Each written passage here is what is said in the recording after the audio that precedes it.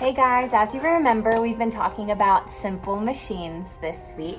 So I'm going to read a little article to you about specifically a simple machine called a pulley. So that's what we're going to talk about today, and then we are going to make one with some supplies that we have around the house. So I will go ahead and get started.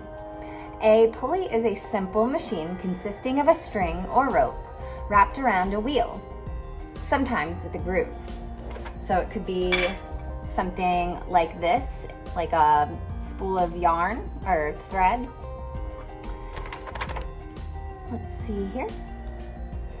Sometimes with a groove, with one end of the string attached to an object and the other end attached to a person or motor. Pulleys may seem simple, but they can provide a powerful mechanical advantage, so lifting tasks may be done easily. Pulleys are used in many ways every day. What kind of pulleys can you think of? Some common examples are large construction cranes that use pulleys to lift heavy objects. With what would normally be a very underpowered motor, like in this figure right here,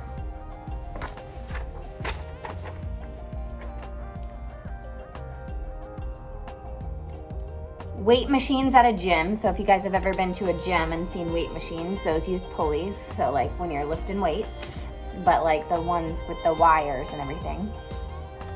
Some elevators, flagpoles. You guys have all seen a flagpole before. Window blinds, bicycle rings or chains, clotheslines. Let's see, water well, bucket, rope, zip lines, motors, rock climbing devices, and sailing and fishing boats. An elevator is a modern engineering use of a pulley system that performs much like the raising of a large stone for a pyramid building. Without the use of pulleys, an elevator would require a large motor to pull the cables straight up.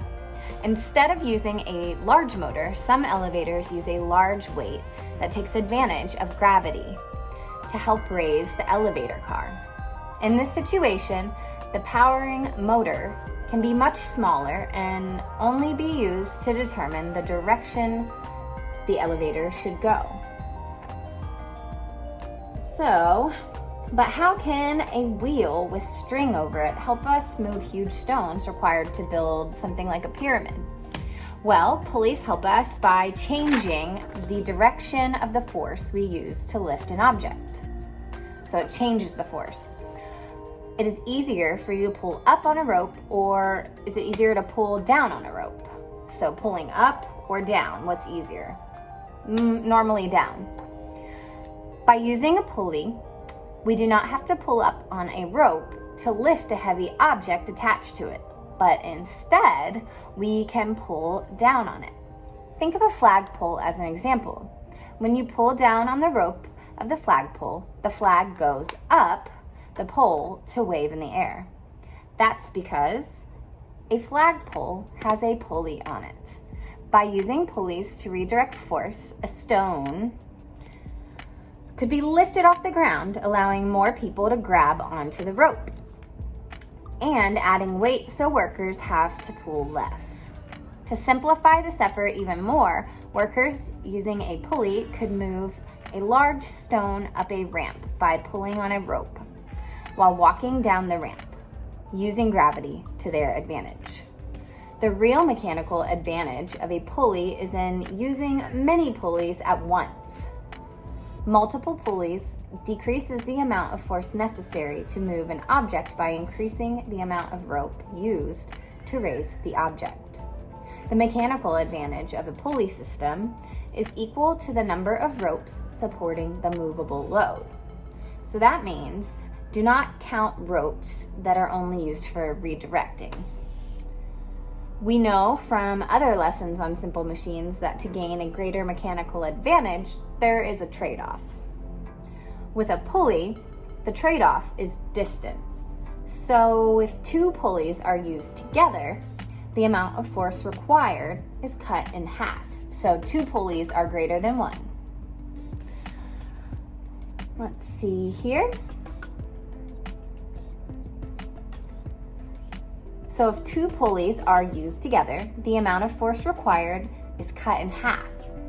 but twice the amount of rope is needed to be pulled to raise the object to the same desired height. So I have a little illustration here, and I'm gonna put a still of this and include it in the video, the whole reading as well. And I'll be sending out this reading in Word document form and email. But yeah, so in a minute here, we're actually gonna go ahead. I'm gonna do a shorter video, but I don't know if you guys have these things at home. You could just watch the video, or you could research on how to make your own pulley system or adapt it to things that you do have.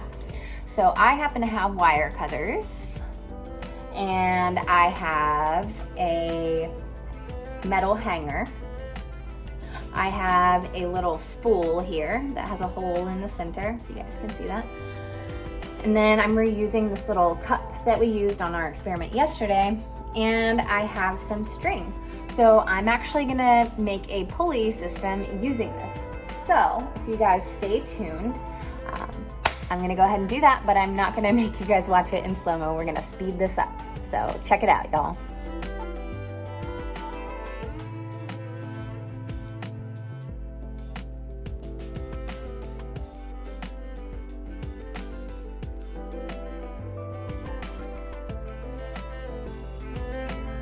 All right, guys, so if you see how this all came together, so we have our wire hanger, and we have our spool on here, and we've bent up the pieces of wire that you carefully cut with a parent. And then you have your string, which goes over top of our spool of thread, and as my hand moves back towards me, we lift our basket. And we've just created a super simple pulley system. I hope you guys come up with your own, even if you don't use this specific activity. I can't wait to see what you come up with. But great job, guys. I hope this was fun. See you soon.